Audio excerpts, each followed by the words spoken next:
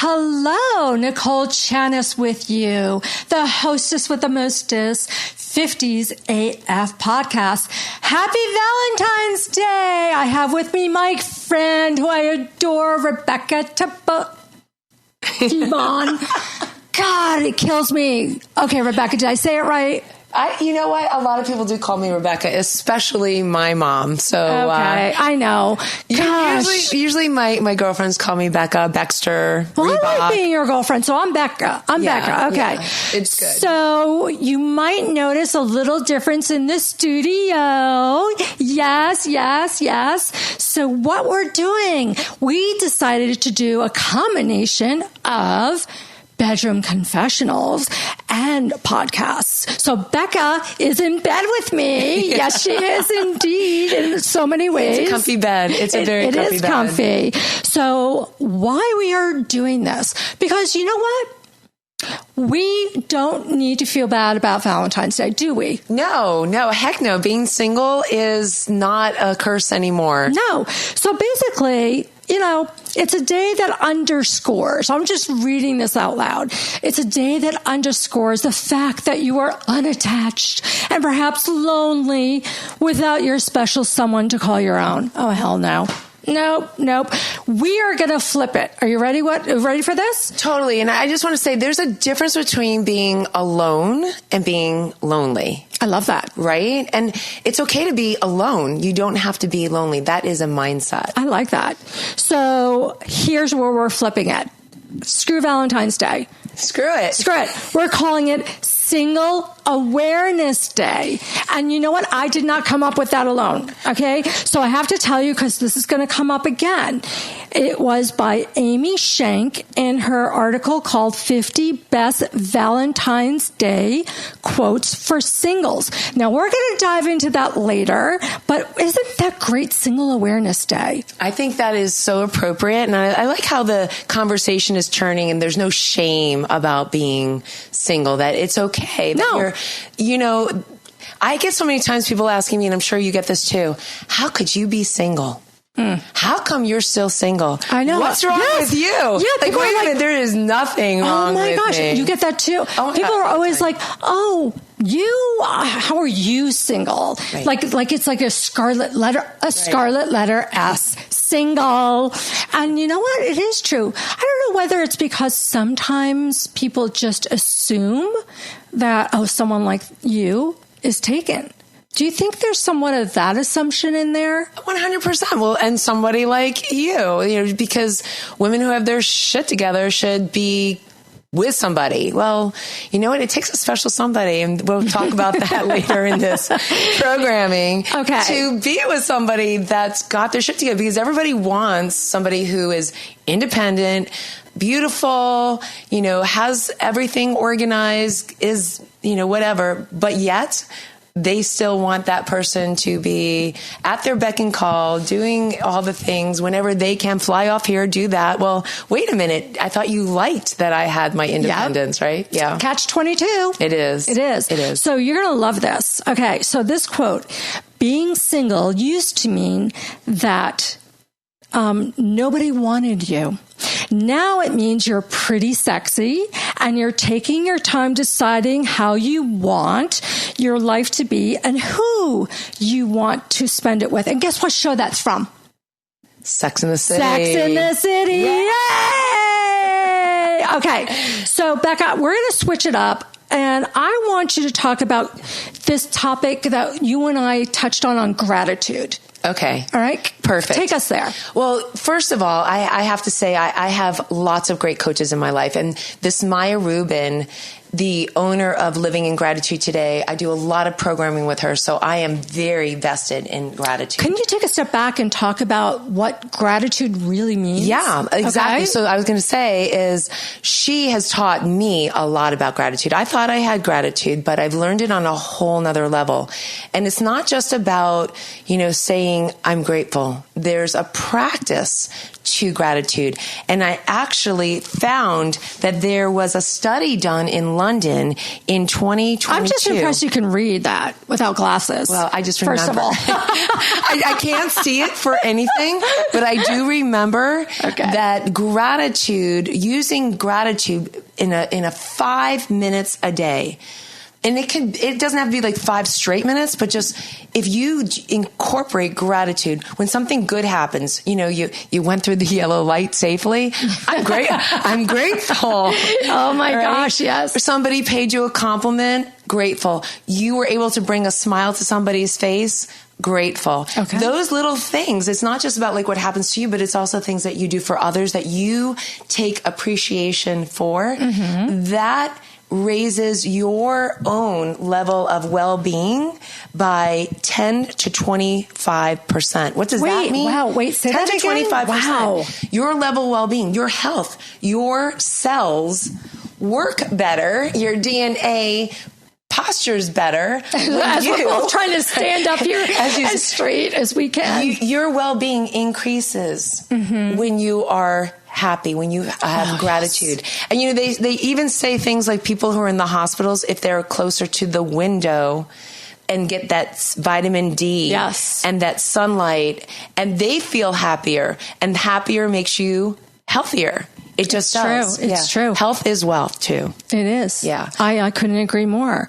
It's like, I try when somebody comes across my life that's significant in my inner circle. And I really believe in things like putting a sticky on your mirror when you get up in the morning, you're getting ready. I believe in setting intentions and gratitude. Yes. Yeah. Okay, go there. Yes. Go ahead. Go ahead. You do that? Well, that's exactly what we do in the 17minuteworkouts.com. Every workout includes a reset of the mindset. Didn't even know you were going to go there.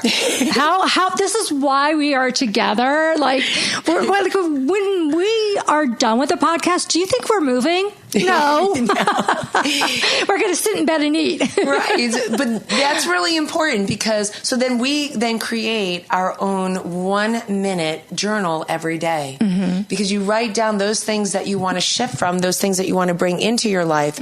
Also, gratitude increases your optimism by 5 to 15%. So those people who are listening to this that are, not in a happy spot right now, working on gratitude will make you feel healthier. And those people who are not good sleepers, utilizing gratitude has been shown to increase your sleeping by 25%. That I did not know. That is significant because you're more relaxed. Your whole body takes on a different energy and a different aura. I like just that. by incorporating gratitude. I want to take a step back and just say, okay, Nicole, why are you sitting in bed with Becca and all this shit all around you? Well, it's beautiful. I have never been on a set like this in somebody's bedroom. I'm just going to go and say that. I don't think I've ever been in somebody's bedroom doing a podcast. No, this welcome to my Bedroom Confessional. I am a virgin. Okay, you're a virgin on that. I am. So, I'm bad.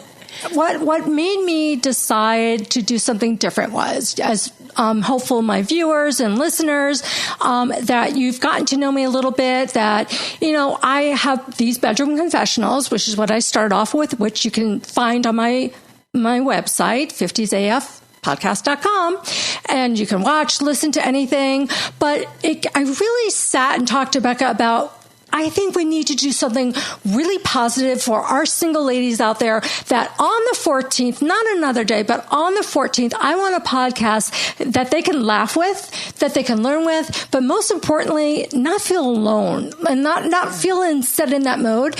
And, so that's the purpose why we're doing this, just to clarify. Isn't that beautiful? You are so beautiful. Oh, thank you. Inside and out. Know one. Inside and out. No, but I know there are plenty of women out there that are single, and on the 14th, okay, you're going to sit in front of your TV, or you're going to pick up your iPhone or whatever phone, and you're going to scroll and look at TikTok. So we're posting something to fill that empty feeling, which you should not feel, and we're giving you something that hopefully you're going to laugh with us and go on this journey. So I want to bring up the first topic.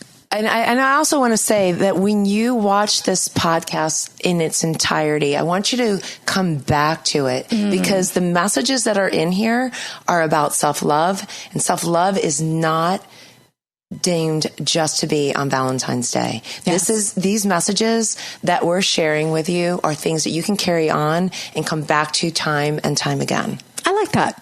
I agree. Save it. Subscribe. Save it and subscribe. Share it. Tag it. Tag your friends. Okay, so I'm switching gears on a totally random topic. Where's she going now? Okay. This is, of course, we're going to talk a little bit about dating in your 50s because that's what we are. So I want to talk a little bit about, let's face it, we've all heard the term training a man. Right? We've all heard that term. Yes. Never about a woman, but training your man. Yes. So when you're older, dating in our 50s, we all come with our baggage, and that includes us, not just men. I don't have baggage. You have none? Well, no. I've cleared it. You've cleared it? My suitcase is empty, unlocked. I don't know. I travel light. Good for you. Yeah. Okay. Well, what I mean by that is... It's okay. No. I'll work on you. No. True. So, I want to talk about at our age dating. When you're younger, they say, you can train a man, like to dress or to do this. But when you're dating in our 50s, 6-year-old men, how much should you invest in this concept of training? Meaning if your partner is not feeding your love language and romance, if you don't open the line of communication, what's the defining difference between training and opening up line of communication on your love language and what you need? Is there a timeline, a clicker? I think you have an answer that you said on the last podcast about 1, 2, 3, if I remember correctly. But I want to know, what do you know what I mean by training versus 100%. feeding? Right. Well, it's a really good question, and I'm sure everybody out there who's watching this is going to really relate to this. So I feel like in my late 40s, early 50s, I think I was more available to indifferences. I'm going to say it like that, where they were, I didn't necessarily agree with everything about them. I didn't let things really bother me. Yeah. But you say about dressing a guy, I don't know any guy that I've ever dated that I didn't go to the store with. Oh my gosh. Yeah, I love dressing them. Thank you. I love dressing them. So I had a long-term relationship, and do you want to know what?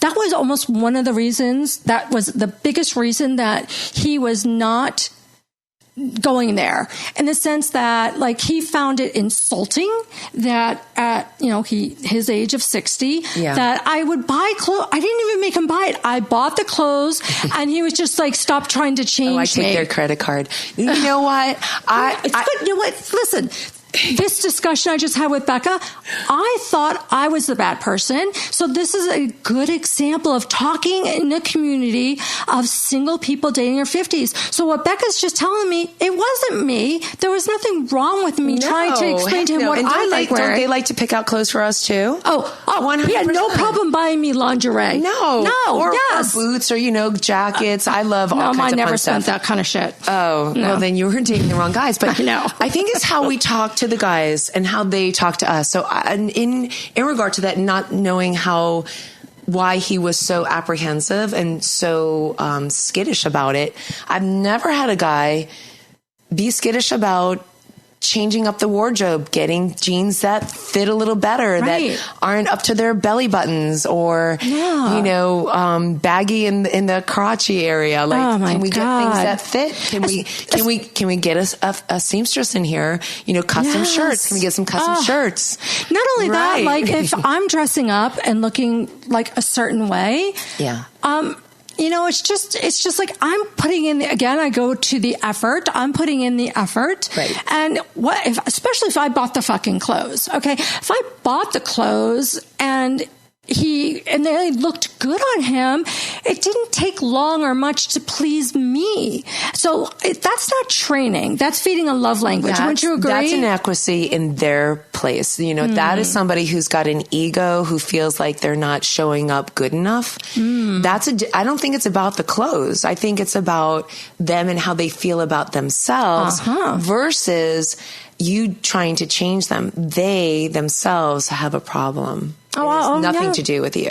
So ladies, what we're saying is in some that, you know, when you go out dating, don't judge a guy right away. If he has all these great qualities. But I do. I do too. We all do. You know, and if a guy doesn't have on the dating sites, if he doesn't have like a suit or a blazer on with a nice, like, you know, silky kind of t-shirt kind of a thing, and his hair's not always polished. And they have those good arms.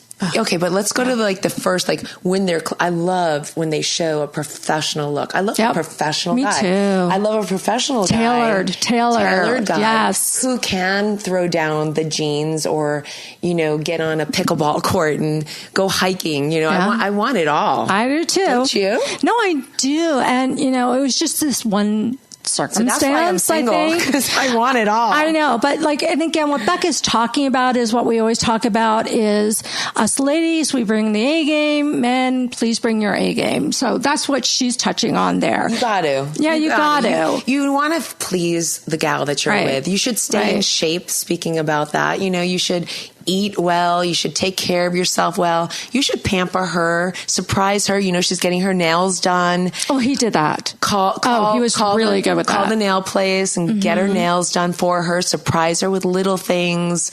And I'm not talking about, you know, we're going to talk about the 5 love languages in a bit, but, you know, little things mean a lot. And I think they mean for guys too. I used to leave one of my guys a sticky note all over the place in his golf cart, in his underwear drawer. I love that. In the bathroom where, you know, where I used to leave notes all over the place, and he kept all of them. So I was on the receiving end. I was dating somebody that would wake up always earlier than me, and when it's time to have my coffee and I'm kind of like looking at my phone, my text, and at 5 a.m. there was an email and it would be like, good morning, I love you. And like how it was just always so touching. And, you know, I did a bedroom confessional about don't tell me not to sweat the small stuff, because what we're talking about is the small stuff in a relationship does matter. And what I mean by that, Becca's talking about what she did. I'm talking about those little things. I'm also talking about, like, you know, it just is the littlest things, like dropping, in my situation, knowing where I am and like dropping over just for a quick espresso or whatever, like knowing, you know, to me, you know, guys and ladies appreciate when a man does these small things. And I did a whole bedroom confessional about this, so I'm not going to go there. But men who are watching or listening also understand that, you know, anybody can swipe a card, but doing those little things, I think fills it. And if it doesn't fill a lady's heart, what do you think about that? What does that say? Right. I want to stop it right here.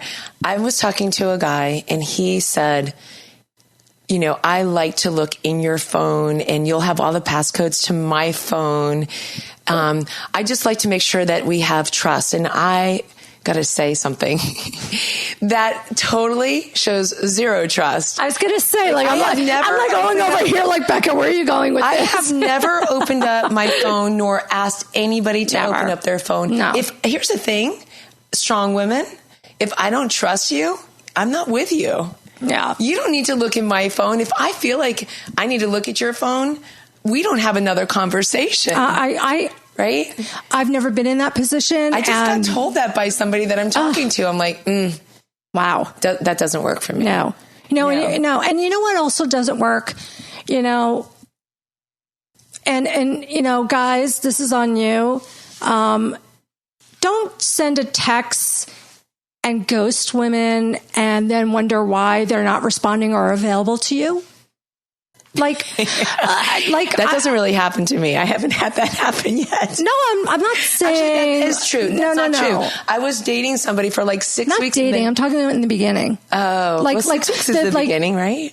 No, I'm talking about like you after a first date.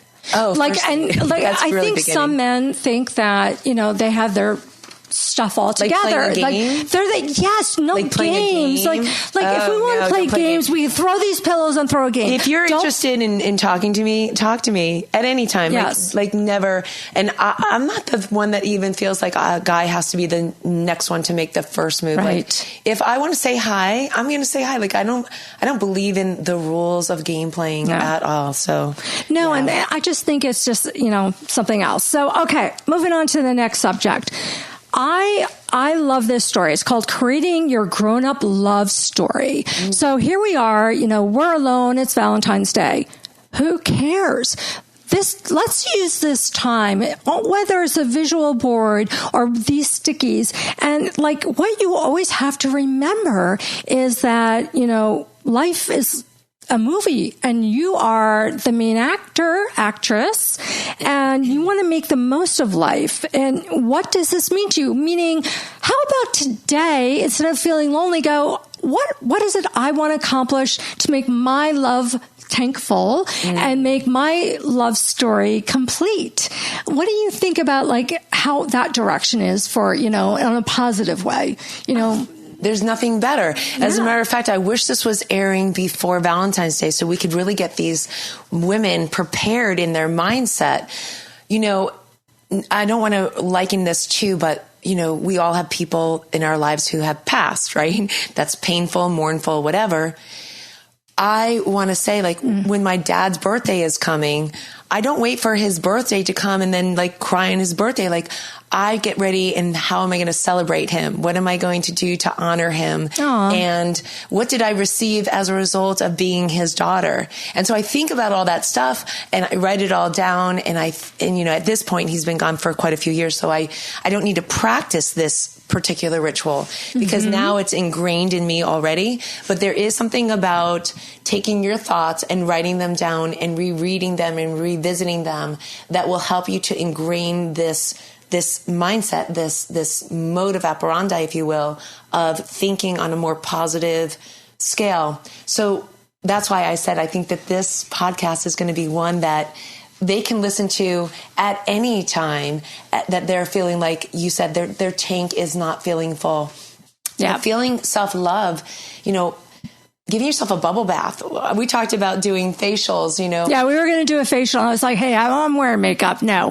in my group, in my community, we do, fun online events. And so we'll do a spa night and I'll show them all how to make like 7 different things from bananas to coffee grinds to coconut oil. Bananas? And all this stuff. And all this stuff that is really great for moisturizing, exfoliating, their skin, all those 7 layers. And so, that's something you can do. Or go get yourself pampered or get a massage or buy yourself flowers. So listen, Trader Joe's gives you flowers, by the way. They do? If you're single how do they know if you're single?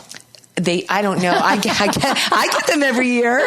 They must just know I'm single. Oh my gosh. Yeah. I'm going in and I want mine. They're so awesome. They're so awesome there. Oh my gosh. And again, as you're listening or watching, again, I'm hoping that by the time this airs on Valentine's Day, I've pumped you up enough to watch, ladies, and get on YouTube because you're missing out on all these wonderful visuals.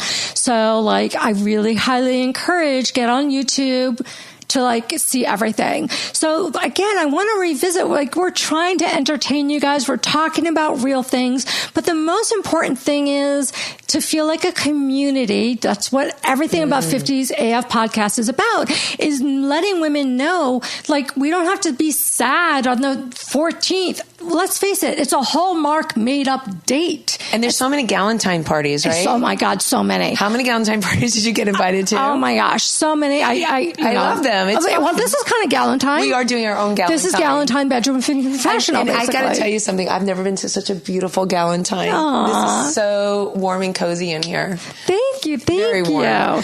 Well, then I'm going to heat it up just a little bit. I'm going to take it up a notch. Okay? Let's do it. So this is a funny thing, and hope everyone will kind of laugh at the same time as learn.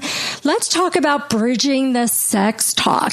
This is what turns me on. This is what doesn't. Listen, when you're single, Awareness Day. We know how to bring it on. We know how to take care of ourselves. How do you bridge this conversation? And at what point do you think it should be that that there is a conversation about this is what turns me on, and this, at some point that conversation, I think, in a healthy relationship needs to happen. And women in our 50s don't feel like you don't matter. You being fulfilled in the bedroom is not a guy just pumping on you or behind you. It's just not. And so I want women to feel like, no. And I want to know your perspective, like how to have that discussion. And, I think it's a healthy discussion, and, it can work against you, for you, but you learn a lot about somebody. And I think what I'm trying to just basically talk about is, women, don't discount what pleases you, because what pleases you is important. I did my entire marriage. I never, ever said anything. He never asked. Curiosity. I think both people need to be curious. Stay curious. And not just at the beginning, but throughout your relationship. Keep it as more of a, in your mind, like a fun fantasy dating kind of experience versus he's mine, she's mine. Like, this is, you got to keep it fun. You do. And, some people are more open. I'm an open soul. So I don't mind. What does that mean? Meaning, like, I'm very, I had a bedroom confessional about sexual fantasies. So I think it's healthy to discuss that topic. And I don't mean it in a bad way. What I mean in a healthy way, like, it's, again, going back to that one story in life. Whip? Do I have a what? Whip? No. Just no, asking. nothing like that. Just asking. No. And I'm not revealing what mine is here either. Okay. But hush.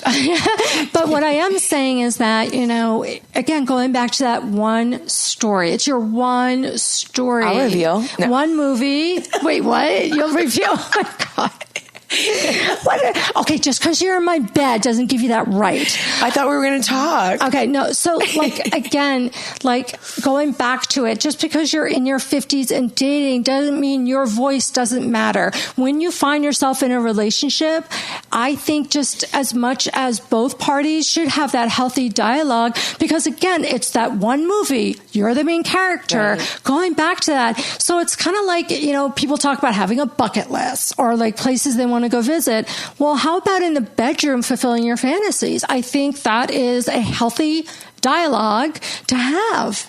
It's no different. I mean, people think it's taboo, but it's not. It's not taboo. You know what I found? So again, talking about the kind of male that I'm attracted to, because I'm such an alpha female, I think you are too.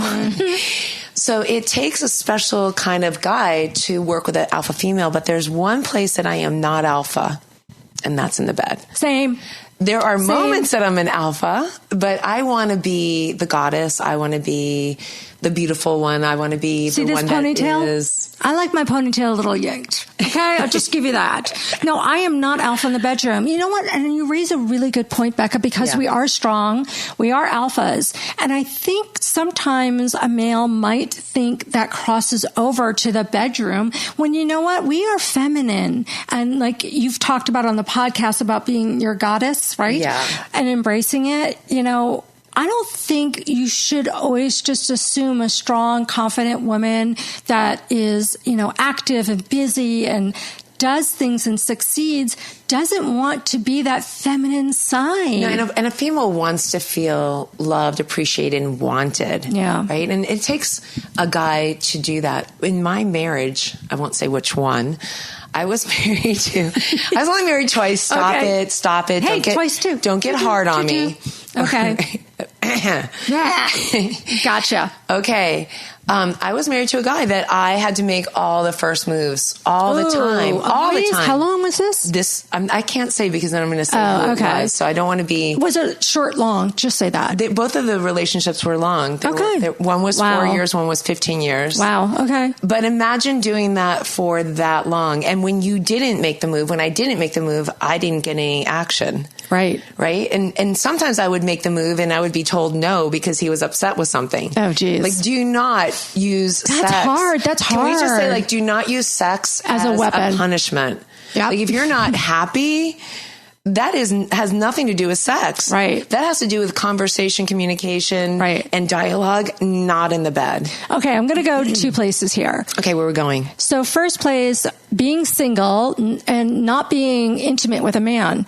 I think it's still important to fulfill yourself, your needs, because we've talked about this, that, what gets released when you have an orgasm or something like that is, you do get healthier. You get a glow. There's chemical things. It's a muscle. You got to train your muscles. Right. Yeah. And I think it releases dopamine. Yeah. So ladies, on 14th in your single, being Single Awareness Day, have a party of one with, your device. And, be divine. You're divine. You're divine. You're divine. Yeah. And, just hopefully you're just like laughing a little bit, learning a little bit here, but, getting the confidence that don't be upset about being alone on Valentine's Day. You should get a sponsor.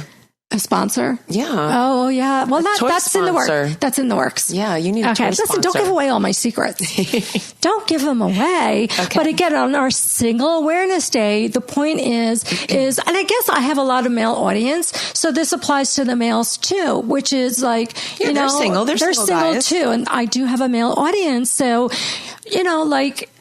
I know male ego might sometimes be, I don't want to really tell a woman what sexually turns me on, because what if she says no? She might say no. Right. But you know what? You should know early on. And, obviously lovemaking gets better the longer you know somebody. Intimacy becomes stronger the longer you get to know somebody. But you asked a question which was interesting, and I thought I've been thinking about it, so I want to answer. Okay. You said, when should you tell a man what you want? Mm-hmm. And I want to say that I usually let the first one just explore, whatever you want to say, like just let it go. Organically let it go. Let it go. Got it. But generally, a guy who's a good lover is going to ask the female questions, and the first time. And if he asks questions, it allows us the opportunity to ask questions too, because it's not about telling somebody what you want. It's about telling them what they're doing good, and telling what else you'd like them to do. Right. See, that's where it all comes into play. Foreplay too. Right. And that's a really important point you just made there. You know what? Brain foreplay for me. Exactly. That's what I was about to say. Before you even get me in bed, if you get me in bed, which doesn't really happen, you've got to. I love her. It never happens. Like ever. Like I can't get past the brain foreplay with most guys. Like, same. There's those things like, I want to look in your cell phone. Oh, they're done. We're not compatible. No.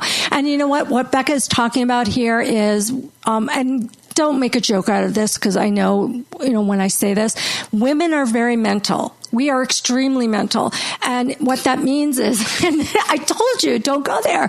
No, but what that means is, women, all my single ladies out there, like, listen. We need to be nurtured. You're not alone. What we're trying to say is, you're not odd. You're not different. Yeah. All of us are mostly turned on by this organ right here, this brain. Yeah. And men, you need to understand that. So the romancing, all the things that lead up to actually having intimacy. It's called sapiosexual. Say that. Sapiosexual. Okay, and explain what that is, because I've never heard of that. Oh, it's on my profile. If we can't have an intelligent conversation, we're probably not going to have a conversation. No. But it also means that, like, if a guy comes home from a day of whatever, and it's like the lady hasn't seen him in, they just come home, go to work, come home, go to work kind of scenario.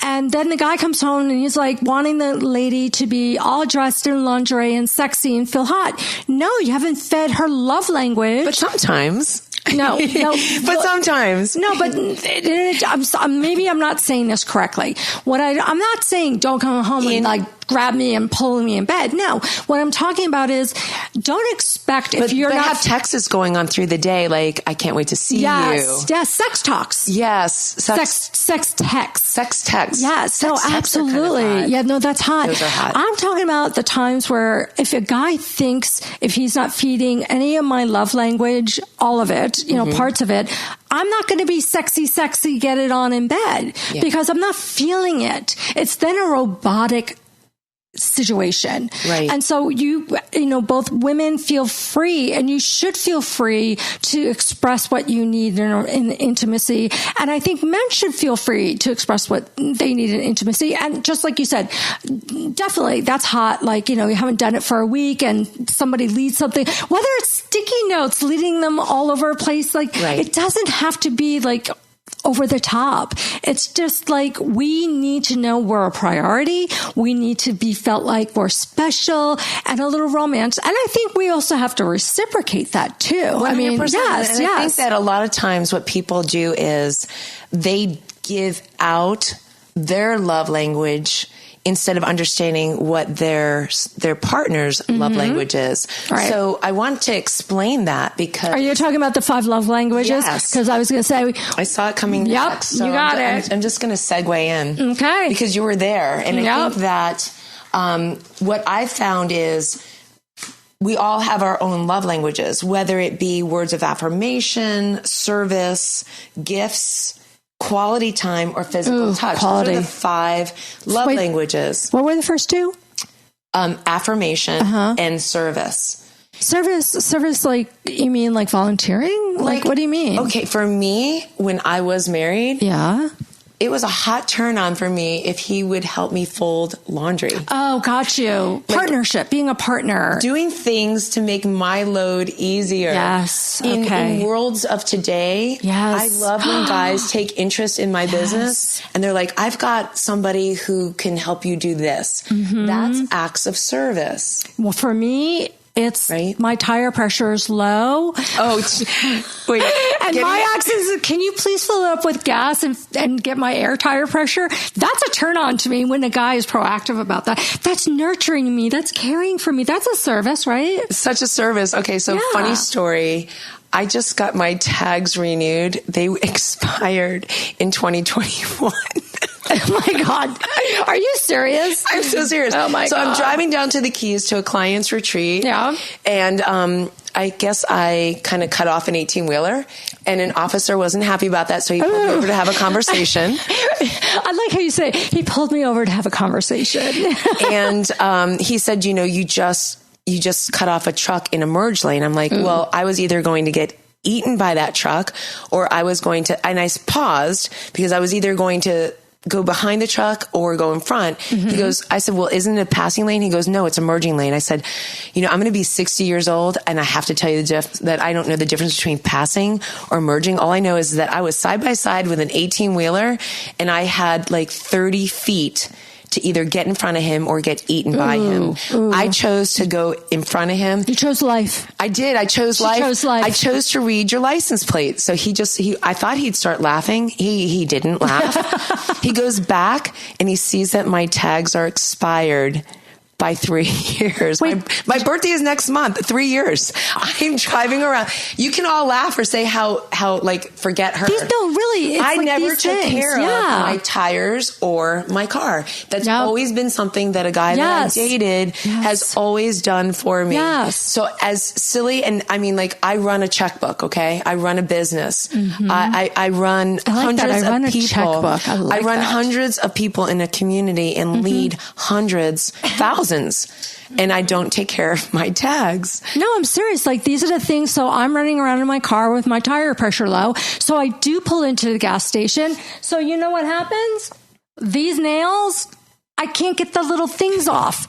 So, I mean, what do I have? It's a problem. So, like, women, we like these things. I mean, not saying I need a guy to take care of my tags, but I like when a guy takes care of that stuff. Yeah. It's always been taken care of for me. No, and it is really, like, interesting, especially, like, if for that's me. That's act of service. So I'm big on I am too. Service. I didn't realize that's why I asked. And I used to be really big on affirmations because I myself didn't feel I didn't feel good about myself. So I didn't get affirmation. I didn't get like, oh, you look so good, or you did that so great, or I love when you do this, or pat on the back. Look what you, yes. And a boost and pat on the back. I noticed that I was getting them, grabbing them, gravitating to them from doing things for other people, because then I always got accolades, brought on stages for thank yous. And I remember one time doing something for one of my daughter's dance studios, and my husband, when I got back to I got called up on stage because I created their entire marketing campaign. Wow. She brought me on stage and said, thank you. I used to own an ad agency back in the day. I get back and he goes, why did you need to be brought on stage? No, I'm so sorry. Truly, oh my goodness. Myself went so deep. So I told her the next year, because I knew she was going to call me again. I said, please don't call me up on stage. So what did she do? She said my name. I got so small. So it took a little work for me to get back to the old Becca. And what I've realized is training with women and coaching women, a lot of women are the same way. And guys, I know you're the same way. Today, I don't need affirmations, but it is definitely something that I love. It's not my highest calling, but back then it was. And you're going to notice that in affirmation, service, gifts, quality time, and physical touch, it may change from partner to partner. It may change from decade to decade. So I think it's a fun thing. I love doing the 5 love language quiz with a new partner. I think that's great. Well, unfortunately, I know what we're going to do. What? We are, for those that are going to view this on YouTube, and you really, really should, we'll put a link to that. Okay. Let's do it. Okay. Because as usual, it seems like every guest I have, but especially Becca, we run out of time. So I want to close with like a few things. Are we out of time? No, we're almost. Listen, let me go here. So much to talk about. I know, this always happens. That's why we keep going. So again, you guys, all of you being single on Valentine's Day, again, this is a community. We're lifting each other up. You're not alone. Don't feel bad about yourself. If anything, take this day to own stock and go how proud you are of yourself, what you've accomplished. And so I'm going back to those 50 best Valentine's Day quotes for singles. And again, so I don't get sued, it's by Amy Shanks in an article in 2023 on Twalkify. You can watch it. On what? Twalkify? Twalkify, Twkify, yeah, something. Oh my God. So here's one I like, okay? I can't keep up. I like to look at myself more as a free agent than as a lonely single on Valentine's Day. Ooh, yeah. Ooh. Ooh, yeah. Now, that quote is unknown. They don't know who actually said that, but I really like that. And I think you ladies... I think we said that. Well, I think that's how we feel. Okay, Valentine's Day is for couples. Us singles have the other 364 days of the year to enjoy to ourselves. Yay! Okay, love that one. I like that one. Okay, here's another one. The best thing about being single woman is sleeping around. You can sleep all over your freaking bed if you want. Left, right. Again, another unknown. But for me, my dogs freaking take up the whole bed. I don't even know. Usually move too but much. It is true. Like, ladies, like, that's a huge adjustment. Like, when you get with a partner, like sleeping, like, that's a huge adjustment. So embrace that you have the whole bed to yourself and you can sleep how you like. Yeah. Okay. Being single is pretty good. It's a nice sense of irresponsibility, meaning, oh my God, you don't have to account to your actions to anyone. I just bought a condo. It's the first time in my life ever. And I cried about this. I said, I'm not doing it with kids in mind. I'm not doing it with a husband or a male. I'm doing everything for me. So embrace that thought of like, well, I want to add, like, you don't have to cook dinner every night either. Like, you can do your own hodgepodge and go where you want, when you want. Yes. I don't know. It's kind of okay. Okay, here we are. We're almost done. 2 more. Roses are red, violets are blue. Vodka is cheaper than dinner for 2. Okay, I'm going to substitute that with tequila. Thank you. And no, I didn't bring the tequila here. Okay. So the last one I'm going to say is, I'm single not because I don't pray for love. I'm single because I don't play with love. Oh, that's beautiful. Oh, that's powerful. I love that. I love that. You know what? And again, everybody who's single on Valentine's Day, go back to remember Single Awareness Day, not Valentine's Day. Be proud of your accomplishments, embrace them, embrace your journey, and laugh a little about it. Don't be sad. Have fun. And I really would hope that you guys got YouTube so you can take in everything that we created here. So Nicole Chanis, 50'safpodcast.com. And I have Becca here, and she is already linked on my website with her. Let's go. Let's give it a pull. Come on. There you go. Power bands. Power bands. 17minuteworkouts.com. You got it. Yeah. Again. So here I am saying goodbye. Thank you for sharing Single Awareness Day with Becca and myself. Happy Valentine's Day. Valentine's Single Day. Awareness Day. Single Awareness Day. Bye, you guys. Bye.